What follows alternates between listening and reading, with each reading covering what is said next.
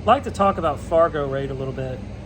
And interesting that I was thinking about FargoRate long before it came along.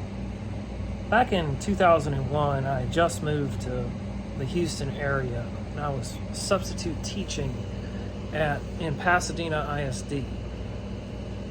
And at that time, I was kind of transitioning from being the casual pool player, and I really did wanted to learn the game and get more serious about the game. I bought my own cue, had a nice cue. I really wanted to learn all I could and improve and go beyond just being a casual player. Now, at the same time, I was reading about chess. I was considering taking up chess, either with pool or maybe just play chess exclusively. So I was studying both games. But I think where I made my decision to go with pool is in the appendix of all the chess books I was reading about the great chess grandmasters in history. And a good percentage of them, I noticed, all went insane or committed suicide. And maybe that's not maybe that's not a big enough sample size to say that about chess, but I just remember that sticking out in my mind, and I thought, I think I'm just going to play pool. But one thing I always thought that an advantage that the chess world had over billiards is that they had an ELO rating system where you have a numerical value that kind of gives you an approximation of how good a player is. And in chess, you always have chess ladders. So fast forward about 9 years, 10 years, I'd really thought about it a lot. And so I bought some software to manage a chess ladder, and I wanted to put together a billiards ladder in Houston. I even had flyers printed up. I was putting them in pool rooms, was networking with friends. But life happens, circumstances happen, and it was around about that time that I stepped away from the game for quite a few years. So I kind of left that idea. It just never happened.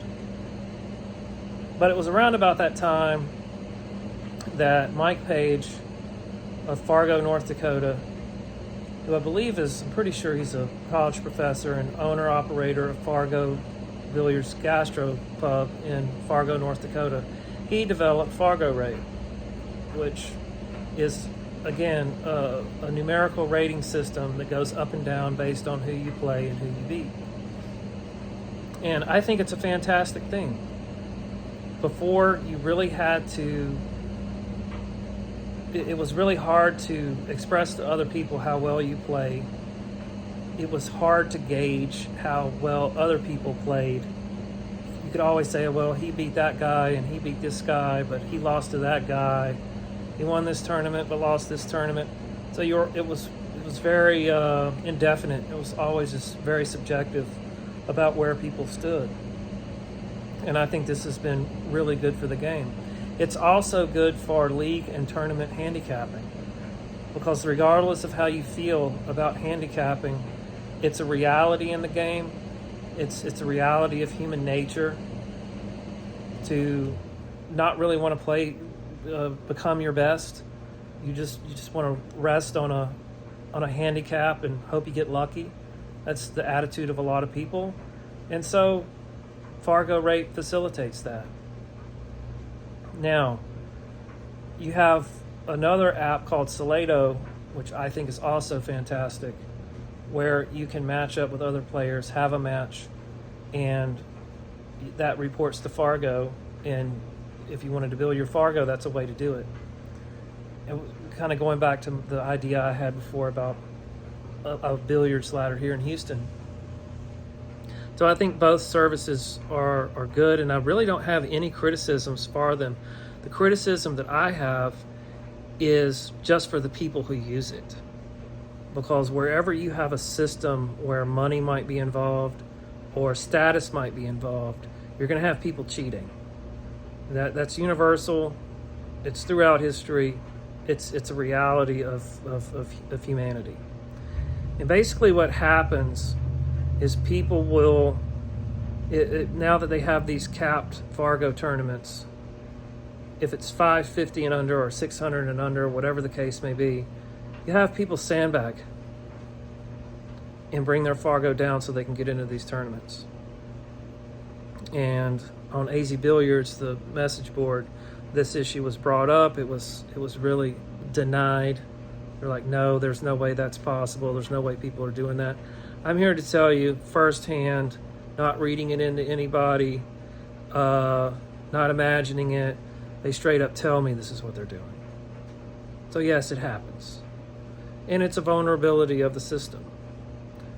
However, even though it is not a perfect system, I believe it's a really good reference point. It's a really good data point to estimate how good you are.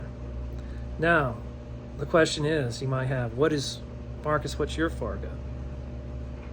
Like I said before, I stepped away from the game before Fargo came out. And a lot of the tournaments I play around here do not report into the system. I played in one tournament, and they put me in as a 555. Didn't do so well in the tournament, so my score dropped to 493. So if you look up my name in the system, it is 493. However, the robustness number is really low. And on a regular basis, I play with guys that are 600, 630. I play with a lot of over 600 players, and we play about even. So if I had to estimate my actual number, if I had more games in the system, what is my actual speed in a Fargo number? I'm going to estimate between 590 and 610. That's a pretty conservative estimate, because the last tournament that I won, I was beating guys that were 660, 650, 630. I know those were short races, but I still was getting the better of them.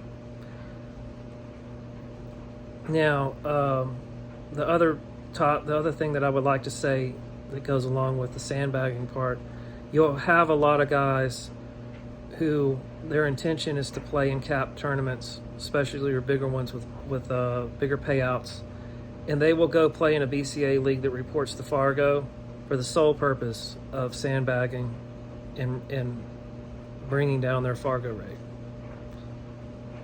But don't want to end it on a negative note. Again, I really believe when it came along, it was long overdue, and it's one of the better developments in pool in the last 50 years.